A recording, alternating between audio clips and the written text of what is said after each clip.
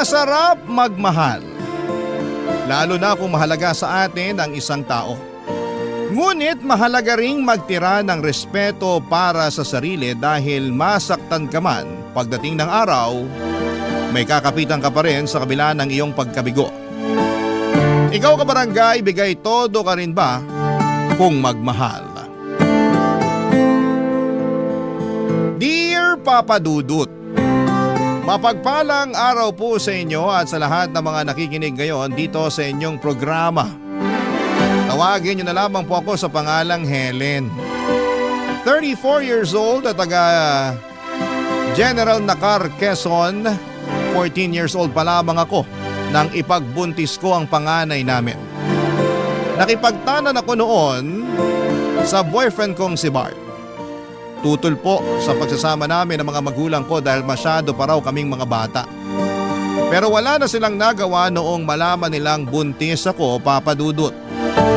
Nagpakasal kami ni Bart sa huwes pagtungtong ko sa edad na 18. Sa pagsasama namin sa loob ng 2 dekada ay nagkaroon kami ng isa pang anak. Babae ang panganay ko at lalaki naman ang bunso namin. Papa Dudut, sa loob ng 2 dekada kalahati noon ay nasa Brunei si Bart dahil sa trabaho niya. Driver po siya ng isang mayamang pamilya doon at minsan lang talaga siyang makauwi. Pinapayagan naman siya ng amo niya na umuwi 3 beses sa isang taon kaya nagkakasama-sama pa rin kami ng mga anak namin. Hindi po yun naging madali para sa akin dahil madalas kong nami-miss ang asawa ko. Kahit ang mga anak namin ay nangungulila rin sa kanilang ama na hands-on talaga sa kanila noong hindi pa nag-iibang bansa. Pero sa ganong sitwasyon ay ipinapaunawa ko sa mga anak ko na mas malaki ang sweldo ng kanilang ama kung sa ibang bansa ito magtatrabaho. Tungkol naman sa pagsasama namin ay wala namang kaming naging problema kahit na LDR kami. Loyal ako sa asawa ko at ganon din siya sa akin. Pero unti-unting nayanig ang paniniwala kong okay lamang kami nang may makarating na balita sa akin, Papa Dudut.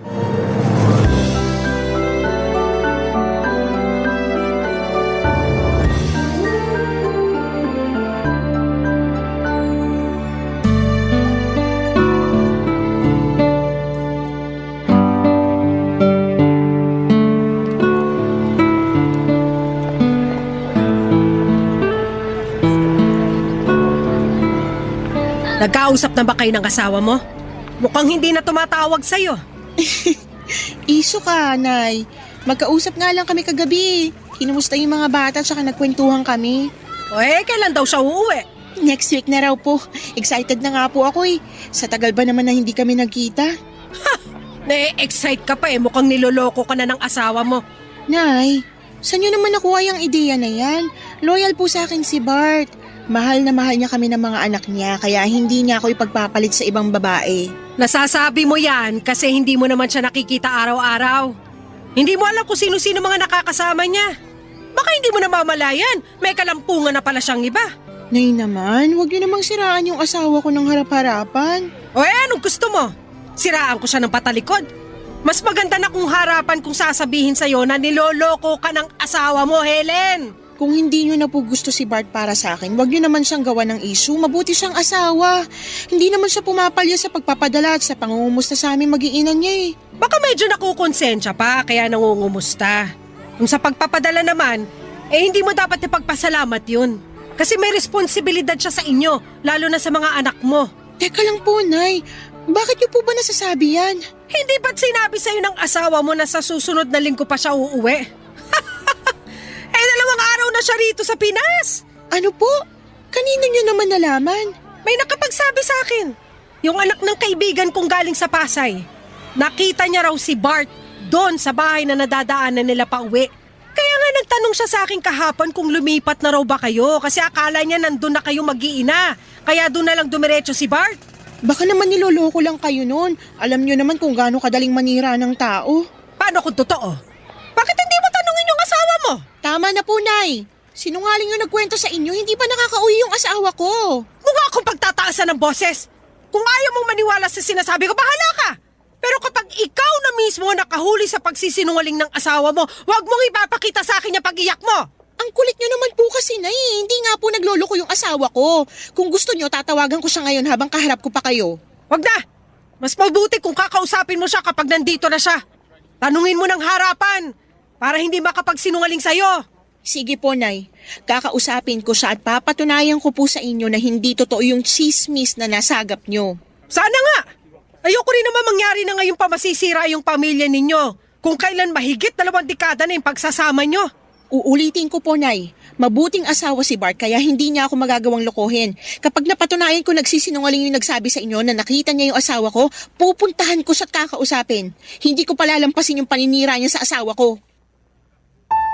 Papa Dudut, kahit sa panaginip ay hindi ko naisip na lolokohin ako ng asawa ko. Consistent naman kasi siya sa ipinapakita niya mula noong magsama kami. Mabait siya at responsableng asawa. Tuwing nakikipag-inuman siya ay nagpapaalam pa nga siya sa akin at hindi rin nagpapaabot ng madaling araw. Madalas pa nga siyang nagsasabing under noon dahil kapag pinauwi ko siya ay sumasama talaga siya at hindi na nagyayabang pa. May kaklase si Bart noong high school na nagtatrabaho sa Brunei bilang driver. Ang kaso'y pinauwi na ito ng asawa dahil naghahabol na magkaroon ng isa pang anak kaya nairekomenda nito ang asawa ko. Sa maraming taon na nagsama kami ay pinakita niya kung gaano niya ako kamahal. Madalas niya akong pinagsisilbihan. Magkatulong kami noon sa karinderya ni nanay at ayaw nga niya na napapagod ako kaya halos siya na ang gumagawa ng mga mabibigat na mga gawain. Nagkakahera na lamang ako noon at paminsan-minsan ay nagsiserve sa mga customers namin. Pero pagdating sa pagluluto at kahit na sa paghuhugas ng mga plato ay siya na ang gumagawa. Bukod pa roon ay naghahanap pa siya ng mga racket hanggang sa maging driver siya ng delivery truck.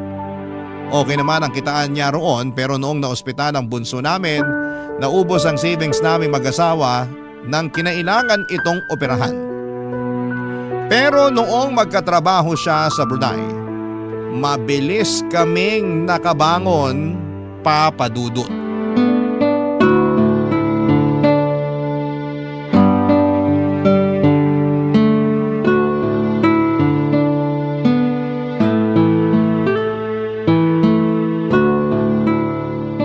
Mahal, na-miss kita sobra.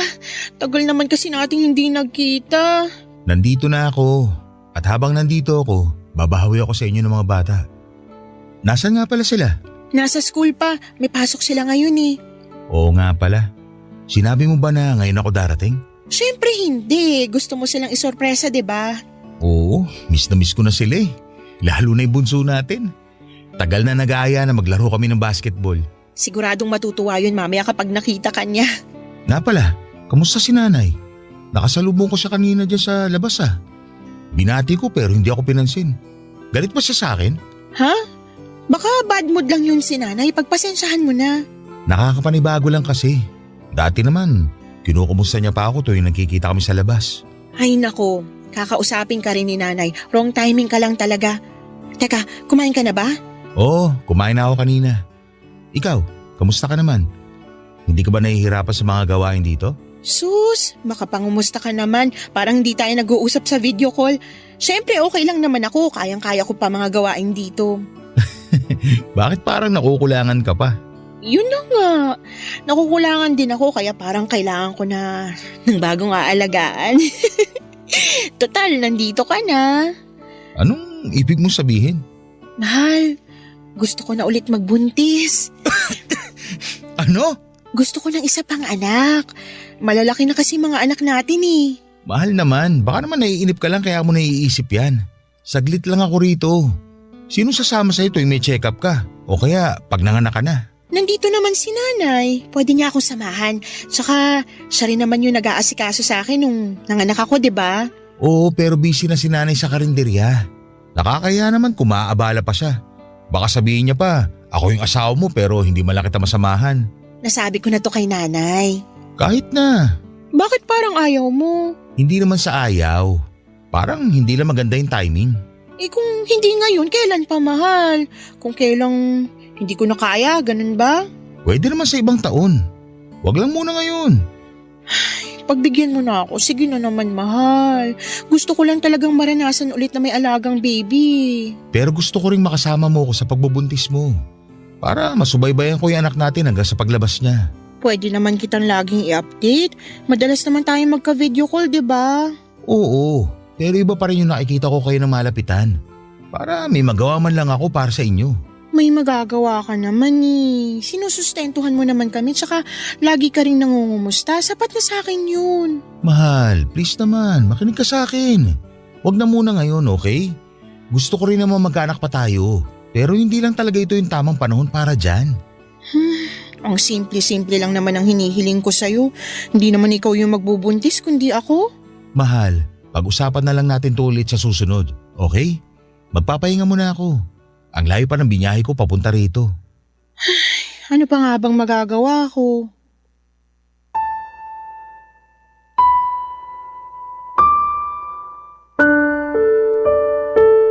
Papadudot na gulat ako sa hindi pagpayag ni Bart na magkaroon kami ng anak. Samantalang siya pa ang humihiling sa akin na sundan na ang bunso namin noong huling uwi niya rito sa Pilipinas. Hindi ko alam kung ano ang nakapagpabago ng isipan niya. Tinanong ko naman siya ulit pero iisa lang talaga ang sagot niya. Hindi pa raw yun ang tamang panahon para magkaanak kami, Papa Dudut. Pinanindigan niya po ang katwiran niyang yon, kaya naman hindi na rin ako nagpumilit pa. Inisip ko na lamang na pwede pa rin naman talaga sa susunod na taon. Nang makauwi si Bart, akala ko ay madalas na kaming makakapag-bonding. At susulitin talaga niya yon, yung oras na kasama kami, pero hindi po ganon ang nangyari. Nung unang 2 araw ay nakipaglaro pa siya ng basketball sa bunso namin. Nagluluto rin siya sa bahay at naglalambing din sa akin. Pero mula nung 3 araw niya sa amin ay palagi na siyang umaalis. Ang paalam niya, may importanteng lalakarin lang daw at sa susunod na pag-alis niya, sinabi niyang tutulungan niya lang daw ang kumpare niya sa pag-aasikaso ng requirements para makapagtrabaho din sa Brunei. Papadudot na unawaan ko naman yon dahil may tumulong din naman sa kanya noong kaya hinayaan ko lamang siya. Pero noong araw-araw na siyang umaalis ay doon na po ako nagduda sa mga ginagawa niya, Papa Dudut. Barangay Love Stories. Barangay Love Stories. Papa Dudut, nang minsang umalis si Bart ay sinundan ko na siya. Nakita ko siyang dumiretso sa terminal ng bus sa Infanta papunta sa Maynila. Wala po siyang dalang gamit maliban sa chest bag na lagi niyang daladala tuwing umaalis siya. Hindi pa noon nakakakyat ng bus si Bart kaya nagpa siya akong tawagan siya para malaman kung magsisinungaling siya sa akin o hindi. Tumawag ako at sumagot naman siya. Tinanong ko kung nasaan siya ng mga sandaling yon pero nagulat ako ng ibang lokasyon ang sinabi niya sa akin. Malinaw na nagsisinungaling noon ang asawa ko. At dahil doon ay may mas nadagdagan pa ang pagdududa ko sa kanya. Hindi nga nagtagal ay nakumpirma kong niloloko na ako ng asawa ko. Noong pabalik na siya sa Brunei ay hindi na siya nagpahatid sa airport kaya mas lalo akong nagtaka. Dati naman kasi ay pinapasama pa niya ang 2 naming anak tuwing inihahatid ko siya. Pero nagdahilan siya na masyado raw siyang malulungkot kapag sumama kami roon. Pero kahit na hindi niya kami pinasama ay sinundan ko siya, Papa Dudut. Hindi niya namalayan na nakasakay lang kami noon sa isang bus papunta sa Maynila. At laking gulat ko noon nang pagdating niya sa terminal ay may babaeng sumundo sa kanya. Nakakotse pa yung babae. Maganda siya at may katangkaran din pero mukhang mas matanda pa siya sa akin. Hindi ko na sila nagawa pang sundan nang makita ko mismo kung paano siya hinalikan ng asawa ko. Hindi na ako nakakibo sa kinakatayuan ko ng mga oras na yon. Napaluha na lamang ako nang mapagtanto ko kung bakit may nagbago sa pakikitungo ng asawa ko sa akin at sa mga anak namin.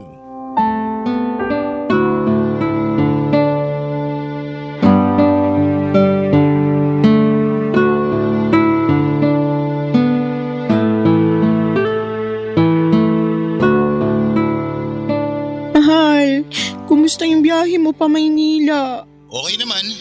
Safe naman ako nakarating dito sa airport. Sa airport? Sana nga sinama ko kayo eh. Ngayon pa lang namimiss ko na kayo ng mga anak ko. Talaga? Oo naman mahal. Bakit parang hindi ka naniniwala? May dahilan ba para hindi ako maniwala sa'yo? Ano ba yung pinagsasabi mo? Siyempre wala. Sigurado ka? Mahal, ano ba to? Parang iba na yung tono mo ah. May gusto ko ba sabihin sa akin? Wala. Wala, pero ganyan ka naman makipag-usap. Ikaw, wala ka bang sasabihin sa akin? Ay, mahal.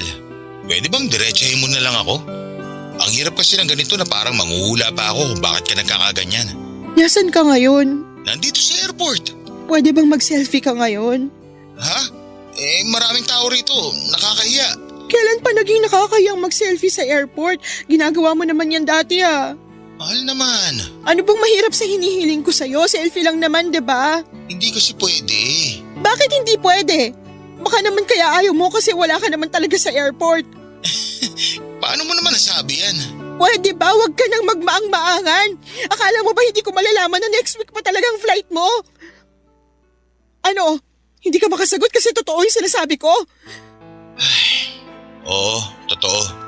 Wala rin naman point kung magsisinungaling pa ako. Wala ako sa airport. Nandiyan ka sa babae mo, di ba? Kailan mo pa ba ako niloloko, ha? Kailan pa kayo ng babae mo? 5 taon na. 5 taon? Ganong katagal na kayong magkarelasyon? Bart naman! Paano mo nagawa sa akin to? Mahal, pasensya ka na. Kinailangan ko lang kasing gawin to. Kailangan ko ng tulong niya para magkaroon ng trabaho sa Brunei. Tinulungan ka naman ng kaibigan mo, di ba? Ano pa yung tulong na sinasabi mo? Nagsinungaling ako sa'yo noon. Totoong tinulungan ako ng kaklase ko nung high school. Pero nabankrupt yung amo ko. Nagbawas na siya ng mga driver nila. At isa ako sa natanggal kasi ako lang naman yung Pinoy doon. Hindi ko na alam yung gagawin ko noon, mahal. Buti na lang, ipinakilala sa akin ng kaibigan ko si Angelica. Siya yung tumulong sa akin para magkaroon ng panibagong trabaho sa Brunei. Marami siyang kilala na makakatulong sa akin. Kaya may napasukan kaagad ako noon. Kaya ba pati yung Angelica na yun, pinasukan mo na rin? Mahal naman. Intindihin mo naman ako. Para sa inyo rin naman itong ginagawa ko. Hindi ko lang talaga sinabi sa'yo na natanggal ako sa trabaho kasi ayoko ma-stress ka pa. Saka ayoko rin umuwi nang wala man lang sapat na ipon. Ngayong may ipon na tayo, hindi mo na kailangan makisama sa babae mo. Umuwi ka na rito. Mahal, hindi talaga pwede. Please naman, unawain mo naman ako ngayon. Anong gusto mong gawin ko, ha? Tanggapin na lang na may kahati ako sa'yo, ganun ba? Hindi naman magtatagal to, mahal. Pansamantala lang to. Ikaw pa rin yung mahal ko. Kayo pa rin yung pamilya ko. Kaya sana, pagbigyan mo na muna ako ngayon. Alam mo, hindi ko alam kung paano mo pa nasasabi sa akin yan ngayon. Hindi ka pumayag nung sinabi ko sa'yo na gusto ko magbuntis ulit. Tapos ngayon, malalaman ko na may kabit ka pala. Ano gusto mo maramdaman ko? Dapat ba hindi na lang ako masaktan kasi mahal mo naman kami ng mga anak mo? Niloko mo na nga ako eh. Huwag mo naman akong gawing tanga. Papadudot dahil sa galit ko ay napilitan si Bart na bumalik at ilaan sa amin ang natitira pa niyang 1 linggo dito sa Pilipinas. Harap-harapan niyang inamin ang naging affair nila ni Angelica. Kahit daw nasa Brunei siya ay madalas pa rin silang magkasama. Sobrang sakit noong nalaman ko lahat-lahat ng panluloko sa akin ng asawa ko. Kahit na sinabi niyang ginawa niya yon para sa amin, ay hindi ko pa rin matanggap na sa tinagal-tagal ng pagsasama namin ay matagal na rin pala niya akong niloloko. Pero kahit gaano kasakit ang ginawa niya, nagdesisyon ako na inihim yon sa mga anak namin. Nagpanggap kami na walang problema dahil ayokong maapektuhan sila. Lalo na't pareho pa silang nag-aaral. Isa pa, papadudot, ay masyado ring makiama ang 2 kong anak kaya hindi kaya ng puso ko na masira ang tingin nila sa papa nila. Tiniis ko ang lahat kahit na may choice naman akong kumawala na lamang sa relasyon namin. Sa madaling salita ay pumayag ako na may kahati ako sa asawa ko. Pumayag rin ako na magsama sila sa Brunei. Ang kapalit naman noon ay hindi nagkulang sa sustento sa amin si Bart. Palagi rin siyang tumatawag para kumustahin ang mga anak namin. Sa madaling salita ay walang nagbago sa amin. Kahit pa alam ko na may kabit siya, Papa Dudut.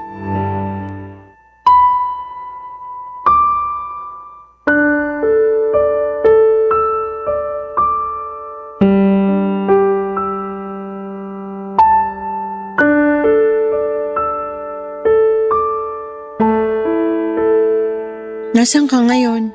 Nandito ako sa kwarto ko.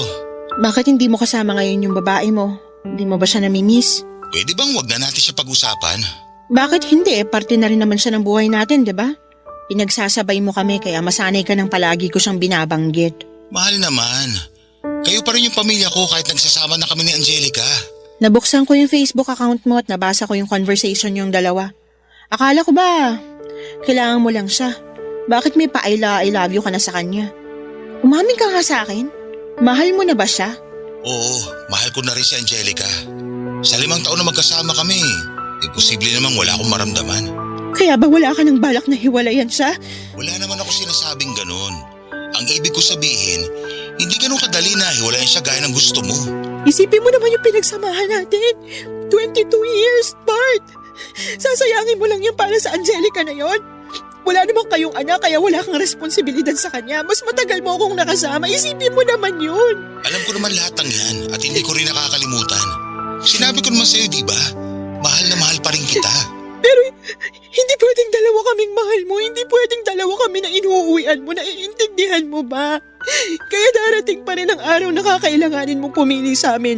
At alam mong hindi ako papayag na hindi kami yun. Kayo pa rin ang pipiliin ko, alam mo yun. Pero hindi ko pwedeng gawin yan ngayon kasi hindi pa nakakatapos yung mga anak natin. Ano ibig mong sabihin? Makikipagrelasyon ka sa ibang babaeng yun sa loob ng maraming taon? Sa gusto mong mangyari, imposibleng hindi ka makabuo ng pamilya sa kabit mo. Tapos kakalimutan mo na kami kasi may bago ka na. Sabihin mo na lang kung ayaw mo na talaga sa akin kasi maghahanap na rin ako ng iba. Mahal, huwag ka namang ganyan. Mahal na mahal kita. Huwag mo naman ako ipagpalit sa iba. Ang kapal naman ng mukha mong sabihin niya sa akin samantalang ikaw yung naunang mga liwa. Usa siyang dumating. Hindi ko siya hinahanap kaya ibang kaso yun. Ah, ganon. Kaya tuwing may bagong darating, tatanggapin mo na lang. Si Angelica lang yung babae ko, okay? Wala nang iba. Dapat ba akong matuwa na wala nang iba? Lintik naman, Bart. Nagpapakamartir na nga ako rito para lang magmukha pa rin buo yung pamilya natin at hindi masira yung imahe mo. Tapos ganyan pa yung maririnig ko mula sa'yo. Ano bang gusto mong gawin ko para maniwala kang kayo pa rin ang pipiliin ko? Anakan mo ko. Yun lang ang gusto kong mangyari. Wala na akong pakialam kahit magsama kayo ni Angelica. Sige, payag na ako. Pagka-uwi ko ng Pilipinas, sisiguraduhin ko na magkakaanak ulit tayo. Tungkol naman sa sustento, kailangan mo ring dagdagan yun at hindi ka pwedeng pumalya. Wala tayong magiging problema pagdating sa sustento. Hindi ako magkukulang sa inyo. Mabuti kung ganun. Pero sana, wag mo na akong pilitin makipaghiwalay kay Angelica. Hihiwalayan ko siya kapag natapos na yung mga anak natin sa pag-aaral. Pero sa ngayon, magiging patas ako sa inyo.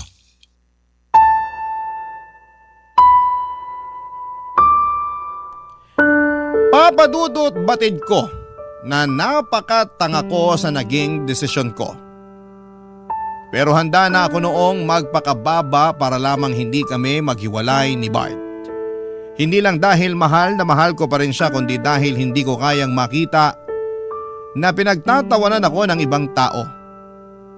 Sa dahilang ipinagpalit ako ng asawa ko sa ibang babae sa kabila ng 22 years naming pagsasama.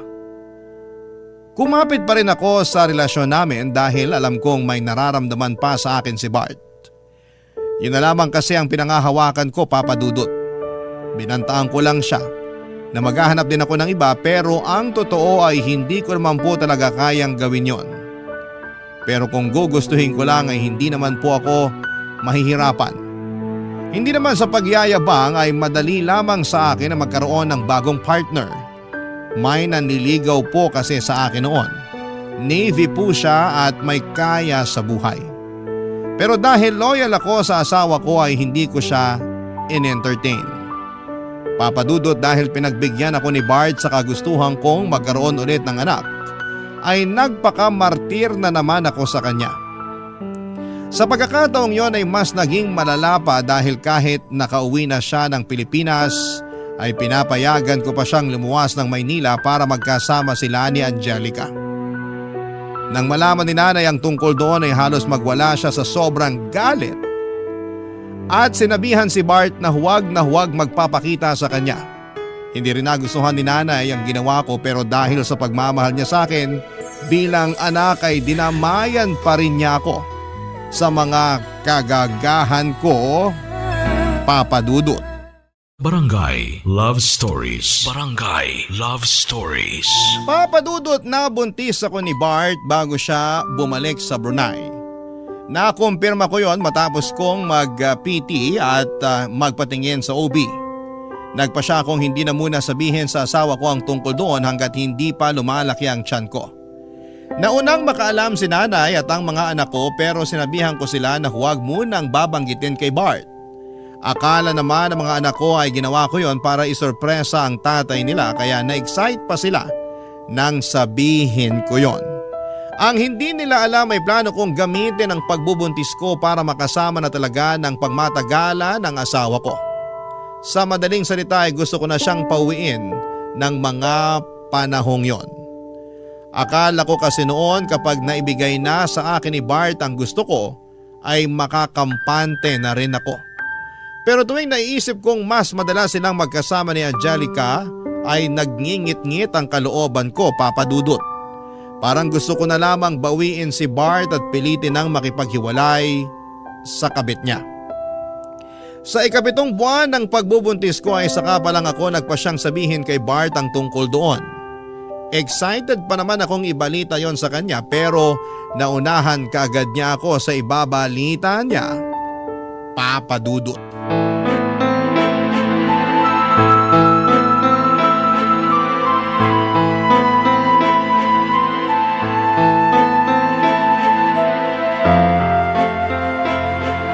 Anong sinabi mo? Tama ba yung narinig ko? Buntis si Angelica? Oo, mahal. Kahapon ko lang nalaman. 3 buwan na raw. Hindi siya pwedeng mabuntis! Alam ko magagalit ka pero mahal, nandito na to eh. Hindi naman kaya ng konsensya ko kung ipalalaglag namin yung bata. Saka gusto na rin ni Angelica na magkaanak na kami. Tapos ano? Kasal na yung susunod niyang hihilingin sa'yo. Ang kapal naman ng mukha ng babaeng yan. Ganun na nga yung gusto niya mangyari. Gusto niya na magpakasal kami. Hindi ako papayag. Alam ko, hindi naman ako magpapakasal sa kanya. Pwede naman ako magdahilan na lang sa kanya na hindi basta-basta ang proseso ng annulment. Kung sasabihin mo yan sa kanya, parang pinaaasa mo pa siya. Ipakausap mo siya sa akin. Baka kailangan mo na ipamukha sa kanya kung anong lugar niya sa buhay mo. Hindi naman mangyayari yun eh. Sinabi mo rin sa akin noon na kami yung pipiliin mo, pero anong ginawa mo, ha? Binigyan mo pa siya ng dahilan para itali ka niya. Binuntis mo pa. Huwag ka na magalit, please. May usapan naman tayo, di ba? Nabubuntisin kita para magkaroon ka na ulit ng aalagaan. Hayaan mo pagbalik ko. Malapit na akong mga anak, Bart. Anong ibig mo sabihin? Buntis ka rin? May mga anak bang hindi buntis? Pero bakit ngayon mo lang sinabi sa akin? Kasi gusto ka naming isorpresa ng mga bata. Pero wala eh. Sa ganitong pagkakataon mo pa nalaman, inunahan mo ko kaagad ng balitang na buntis mo na yung kabit mo. Pasensya ka na. Kung alam ko lang. Kung alam mo lang ano, may gagawin ka ba para mapasaya ko ngayon? Ano bang gusto mo, mahal? Hiwalayin mo si Angelica. Pero… Wala nang pero. Ang tagal ko nang nagtiis na may kahati sa'yo. Hiwalayan mo siya kung gusto mo pang makasama yung bago nating anak. Pwede bang saka na lang kapag nanganak na siya? Baka kasi kung ano pa maisipan niyang gawin kapag ngayon pa ako nakipag-hiwalay sa kanya. Kawawa naman kung madadamay pa yung inosenteng bata. Siguraduhin mo lang natutuparin mo na yan, Bart. Kasi kung hindi, mapipilitan talaga ako na ilayo sa'yo tong anak mo. Pangako, totoo na to. Kamusta pala yung baby natin? Nakakapagpa-check up ka ba? Sinong kasama mo sa pagpunta sa doktor? Si nanay. Siya naman talaga nag-aasikaso sa akin noon pa. Kunwari ka pang hindi mo alam. Pasensya ka na kung wala na naman ako sa tabi mo. Sanay na ako. Kaya hindi mo na kailangang humingi ng pasensya. Lalaki ba yung anak natin? Oo. Talaga? May naisip ka na ba ipapangalan sa kanya? Wala pa. Pwede bang ako na lang magpangalan sa kanya? Hindi mo na kailangang hilingin sa akin yan kasi ikaw naman yung ama nitong dinadala ko. Sige, mag-iisip ako ng ipapangalan sa bunso natin. Sana pag-isipan mo rin yung pag-uwi mo rito sa panganganak ko. Mahal, alam mo naman na hindi ako basta-basta makakauwi, hindi ba? Baka naman ayaw mo lang talaga. Yan ka na naman eh. Basta, titingnan ko. Pero kung sakaling hindi ako makakauwi, pahingi ako ng mga picture ni baby pagkapanganak mo sa kanya. Kahit yun lang, mahal.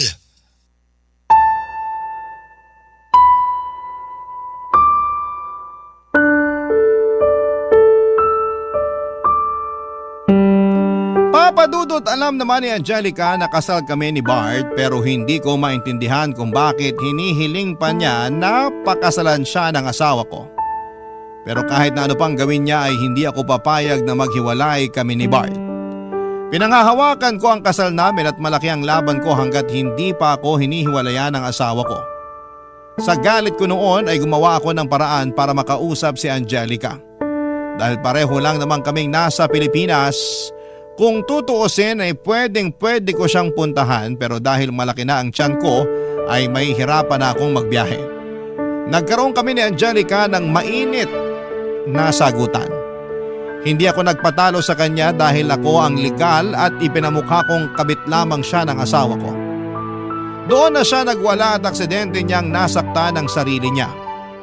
Papadudot sa kasamaang palad ay nakunan po si Angelica. Hindi ko naman ginusto ang mga nangyaring yon sa kanya at aaminin ko na naawa ako sa kanya dahil sa mga nangyari. Pero medyo nakahinga rin ako ng maluwag dahil wala na siyang hahabulin sa asawa ko. Papadudod sa pagkawala ng ipinagbubuntis ni Angelica, akala ko noon ay tuluyan na siyang hihiwalayan ni Bart. Pero hindi po ganon ang nangyari.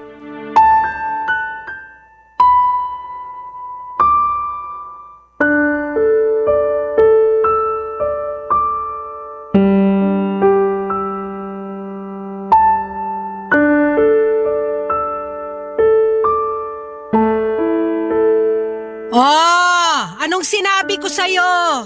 Nung una pa lang, sinabihan na kitang niloloko ka ng asawa mo pero ayaw mo maniwala. Ipinagtatanggol mo pa siya. O tapos ngayon ano? Ginawa ka lang niyang tanga. Oo na po, Nay. Tanga na ako kung tanga pero mahal na mahal ko po si Bart. Ama pa rin siya ng mga anak ko. Ama siya ng batang nasa sinapupunan ko ngayon. Kaya hindi ako papayag na maghihiwalay kami dahil sa Angelica na yun. Ako lang dapat yung mahal niya, Nay. Ako lang. Kahit hindi ka pumayag na maghiwalay kayo, kung hindi ka na kayang panindigan ng asawa mo, wala na ring silbi ang pagpapakamartir mo. Ano bang kailangan kong gawin para matauhan ka? Masyado mo nang ibinabay ang sarili mo para lang sa isang manlolokong asawa? Pero, Nay, kahit naman niloko niya ako, hindi pa rin niya kami pinabayaan. Mahal niya pa rin ako. Tanga! Hindi na pagmamahal yung ginagawa niya sa'yo. Pinaglalaroan ka na lang ni Bart. Alam ko po, Nay. Alam ko po. Pero tiniis ko na ang lahat para sa mga bata. Ayoko malaman nila na hindi na kami maayos ng papa nila. Ayoko ring malaman na may ibang babae si Bart kasi baka mawala yung respeto nila sa kanya. Naririnig mo ba yung sarili mo? Helen naman!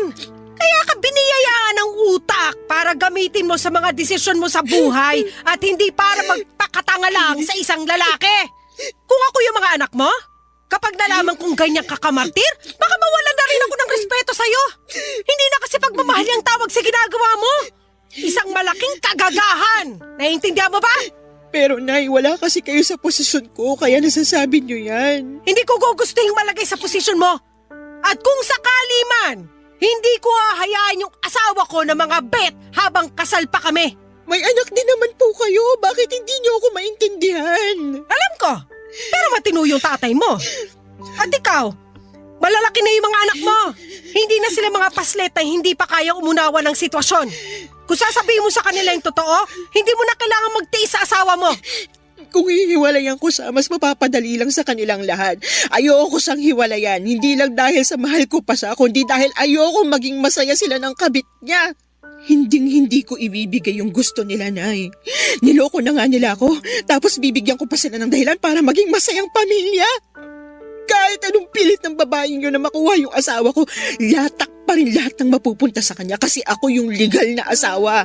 Hindi naman tatagal yung pagsasama nila kung hindi mo hinayaan. Imbis na kastiguhin mo yung asawa mo, nagpabuntis ka pa ulit. Paano kung tuluyan ka na niyang iwan, ha? Sino nga ako sa bata? Hindi niya po gagawin yun. Kahit nagawa niya mga bet, mahal na mahal pa rin niya yung mga bata. Baka naman sila na lang talaga yung habol sa'yo ng asawa mo. Pero ang totoo, kating-kati na siyang hiwalayan ka at natatakot lang siya sa pwede mong gawin. Uulitin ko, Nay. Mahal ako ng asawa ko kaya huwag niyo nang ipilit yung sinasabi niyo. Sige, bahala ka sa gusto mong isipin. Total, sarado naman yung isip mo. Lahat ng sasabihin ko, hindi mo rin naman tatanggapin. Kahit ano pang sabihin niyo, hindi ko siya hihiwalayan.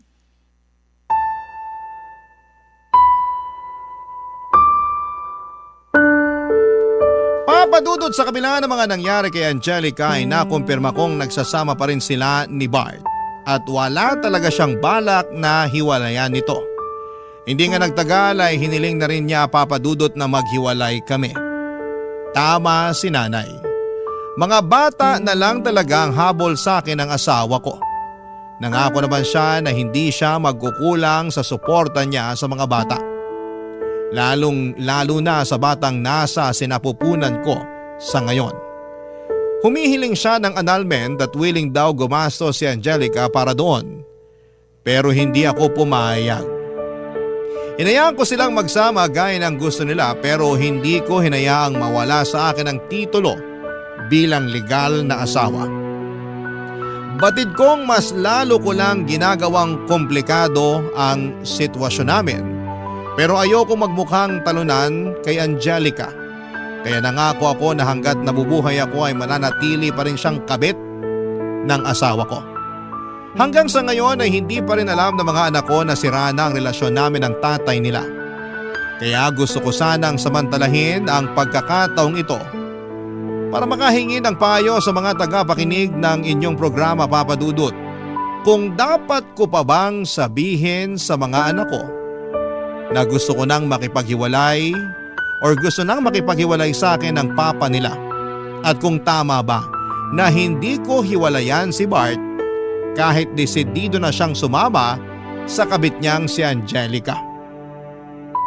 Sa ngayon ay hanggang dito na lamang po muna, Papa Dudut, ang kwentong ibabahagi ko at maraming salamat po sa pagbabahagi nito, Papa Dudut, at gayon din sa lahat ng bumubuo ng Barangay LS. God bless and more power sa inyong programa.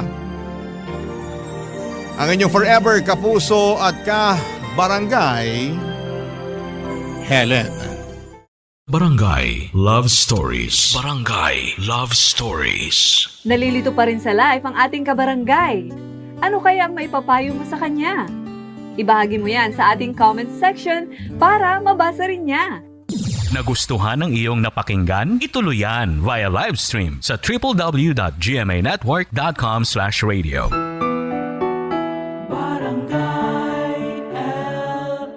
In Mega Manila, 97.1. Forever.